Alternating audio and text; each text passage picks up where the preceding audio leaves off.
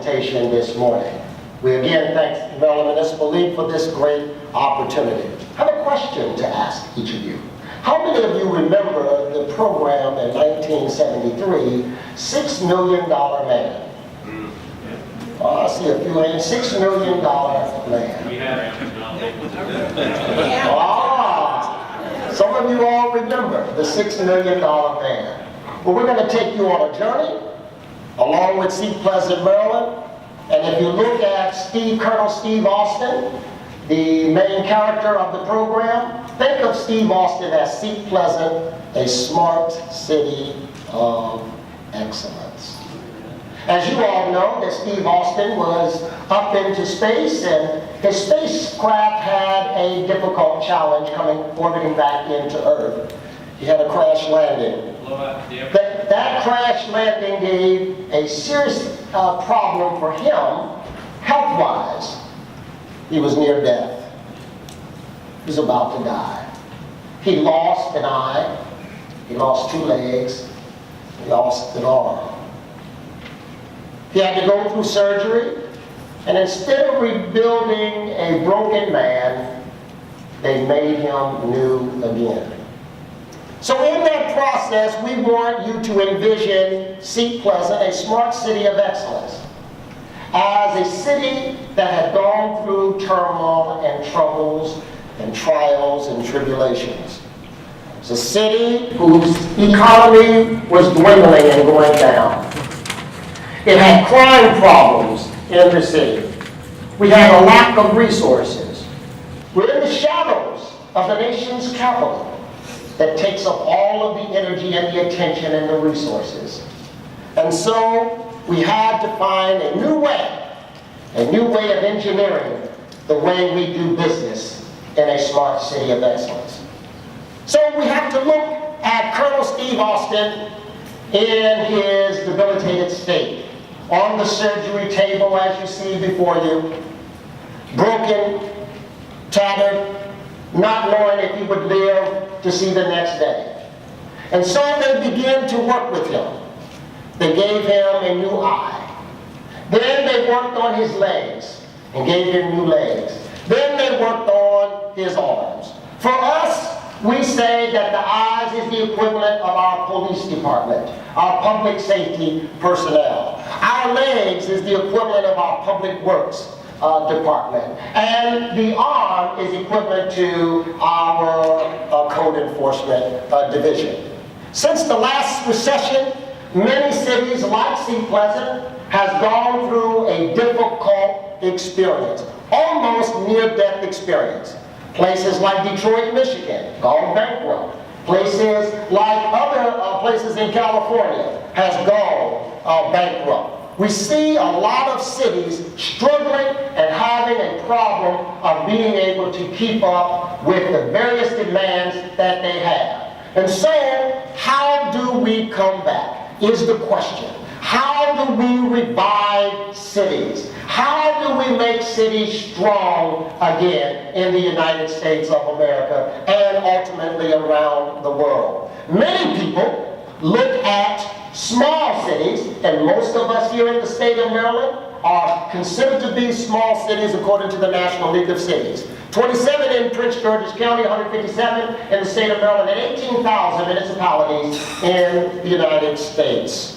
Most of whom, 80% of Americans, live in small cities.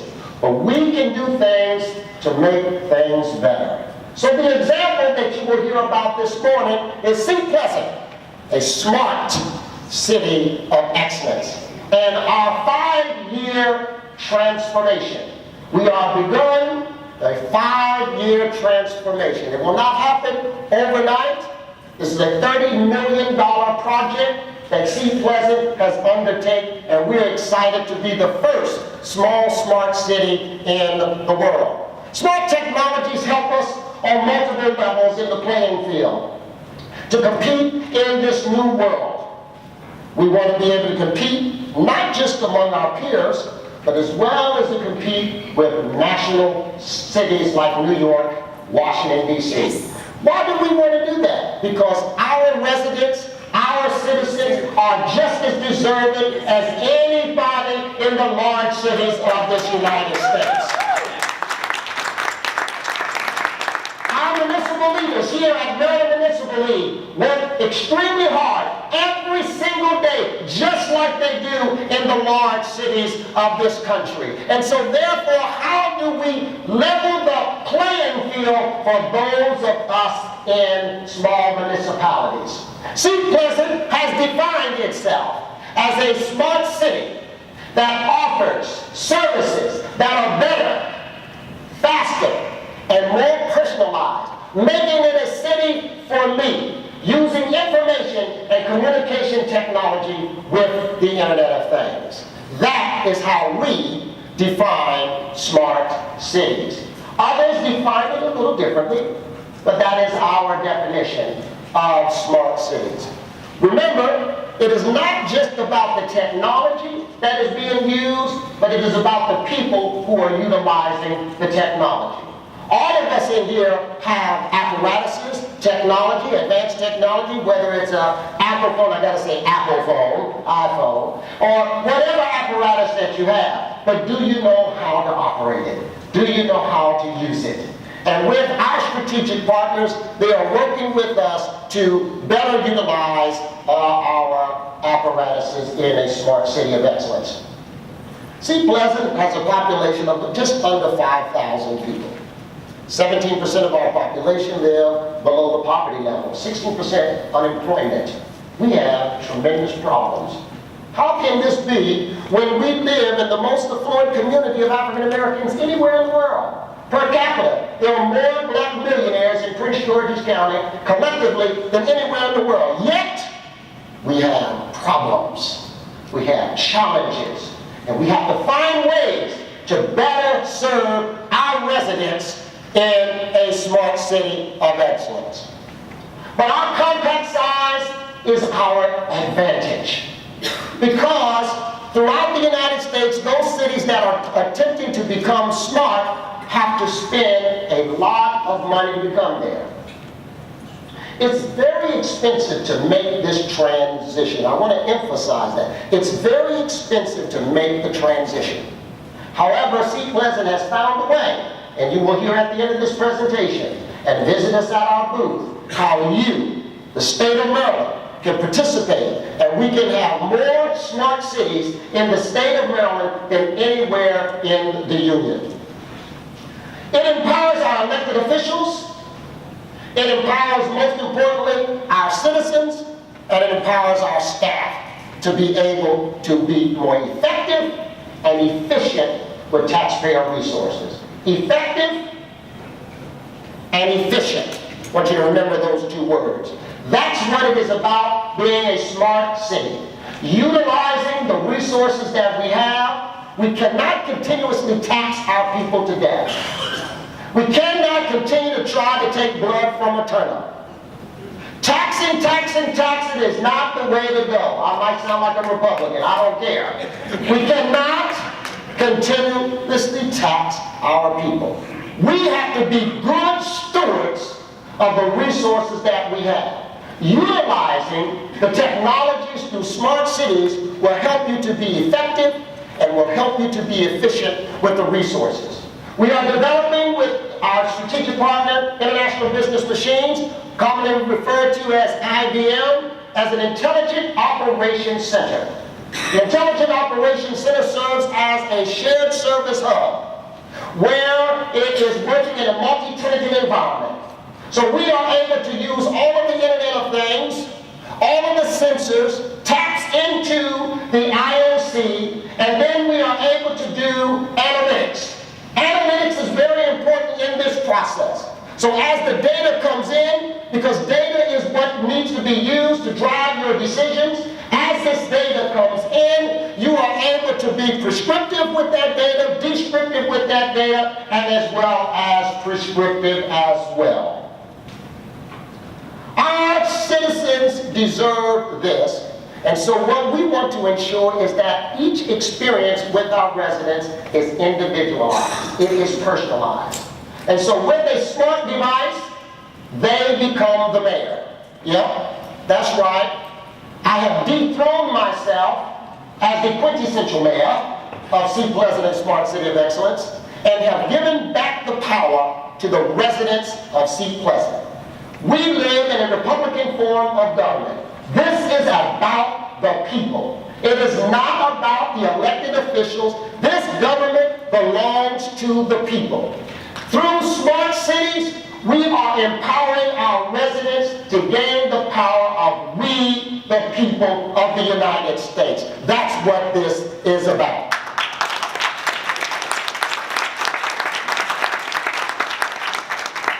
So when we talk about public safety, remember the I of Colonel Austin. Our public safety, as you all know, works tirelessly every single day to serve and protect our residents, every single day. They are our eyes through this presentation. They need advanced data and analytics to help them to make the proper decisions in our cities. So you can imagine that before a police officer arrives on the scene, he's equipped with all of the data necessary before he gets to the scene or she gets to the scene. That improves their safety, that they can go home to their families, but it also improves the safety of the civilian as well, so that we have a more positive civilian and police contact and interaction.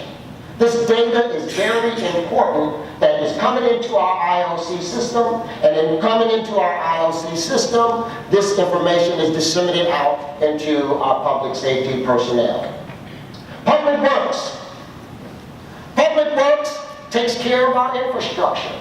Many of us are having challenges in our municipalities with respect to utility companies coming in and digging up, etc., in their streets after you have already paved the street. Through advanced analytics and partners with your utility companies, we are now able to provide the necessary information that all of those services are now better coordinated between the utilities and the municipalities, and making ultimately our citizens happier about the services that we provide for them. Smart code enforcement is another area. Many of us, for example, in Seat Pleasant, Maryland, we have 142 vacant homes. After the housing crash a few years ago, we have a lot of vacant houses that have created problems within our community. It's almost like Professor Killing's theory of broken windows. We need to make certain that we fix these houses up, get them back on the tax rolls, and put qualified residents and producing residents in these properties for our communities. With the advanced analytics, we will be able to help go out into the market, bring the dollars in that are necessary, attract the investors that are necessary to get these facilities back on the tax rolls. But we are moving even further. With all of that we've done, healthcare is very important to us. In our area, the 20743 zip code area, we have a lot of health challenges in that area. In fact, we were designated a health enterprise zone, one of only 5 in the state of Maryland. That is not something we want to brag about. In fact, it highlights a problem. Hypertension is the #2 cause of death among men in the United States. We have people who are having strokes, kidney failures, and heart attacks. This must be addressed. We are working on a system where we will have automated vehicles that will be in our city in the next 2 years. That's right, driverless cars will be in Seat Pleasant, Maryland, driving our residents to their doctor's appointments, getting them back and forth, preventing them from going to the emergency rooms, which is driving up healthcare costs in the United States. There's over $1 trillion that's being wasted, $800 billion being wasted in our healthcare system today. Simply because people are going to the ER room for primary care services opposed to going to a patient-centered medical home. Through the advanced analytics, through the resources that the driverless cars and other information that exists out there, we will be able to provide an opportunity for our residents to get back and forth to their doctors. Saving on the economy, because obviously these will be green cars that will be on our streets. And we don't have to spend money on someone driving the car because it's a driverless car. Healthcare is extremely important to us, and it is important for us as leaders in our community to provide the opportunities for them to improve their health outcomes and empower them in doing so. We're also going to have sensors for those who participate in their homes. So for example, if you have an aging parent, and we want people to be able to age gracefully in their homes, they don't want to move out, they've lived there for 40, 50 years, this is where they live. They don't want to go to a nursing home, they still have some mobility, but we're children, we're concerned about our parents. Well, we're going to create sensors that will be placed in the homes. So let's take, for example, if the temperature reaches a certain level, it's 130 degrees in the house. So our system will now be able to alert you, the child, that mom's house or dad's house or grandmom's house or whomever, that their house, the temperature has raised to a certain level. We need to go check on grandma. We need to go check on granddad or our father or whoever. These types of sensors we will be able to use in people's homes. That data comes in, we will be able to instantly notify individuals that a family member or relative is in desperate need of help. These are just a few examples of some of the things that we will be able to do. And of course, when you visit our exhibit, you will learn more. We have our representatives from IBM that is here, our strategic partner from Apple, and Purple Forge will be there to assist you in learning more about it. The opportunities that are ahead allows us to be transformative in what we do. The way we do business will change. Cities around the world are attempting to go smart. You see them in Dubai. Dubai is probably one of the most advanced cities. That's because they have the money to be able to put in smart resources and technologies into their cities. India, there's 10 cities in India that are using smart city capabilities. Japan has one city that's totally operating on a microgrid in Japan right now. There are those cities here in the United States that are moving to that area, but they're not really smart cities. What they have is smart technology, but not necessarily a smart city. What makes you a smart city is the shared hub, where all of that data is coming into one portal.